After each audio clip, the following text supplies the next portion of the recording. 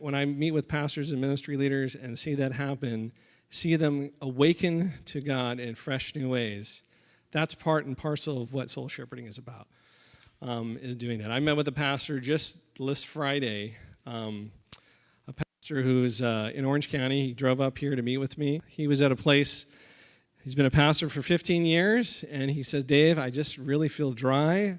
I don't feel connected with God anymore. And there's not a lot of places where pastors can go out and say that, right? You know, he found a safe place with me to come in and start talking and exploring what's going on with his spiritual walk with the Lord. You know, it might not be so safe for him to say that to his elder board or to his leadership board or to even the volunteers that work with him.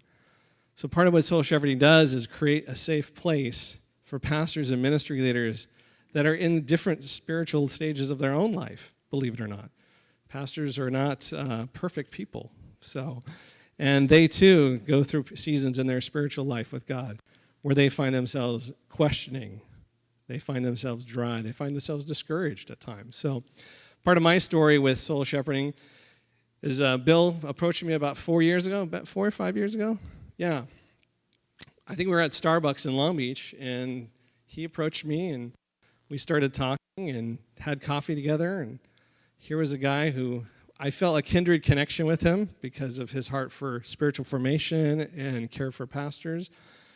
And from that beginning of just having coffee, I was invited into a soul care group with other pastors in Irvine. And believe it or not, that became a real life-giving place for me as a pastor. For many different reasons. You know, when you're pastoring in a church, there's just lots of demands. There's always somebody in need. And we can have a neurotic sense of needing to meet that need, not always in a healthy way.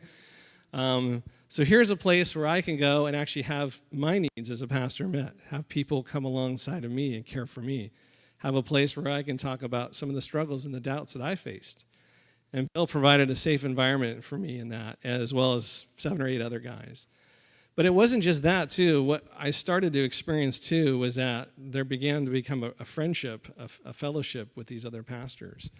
So much so that one of the guys took me out to coffee, a guy who had left a ministry, left a church to start something new, and he went through a lot of transition, and it was really wonderful because I had just recently gone through transition from my former church at Bethany.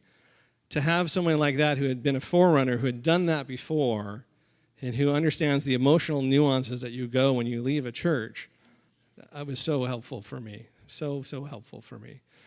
So I'm a testimonial of soul shepherding's care for me as a pastor.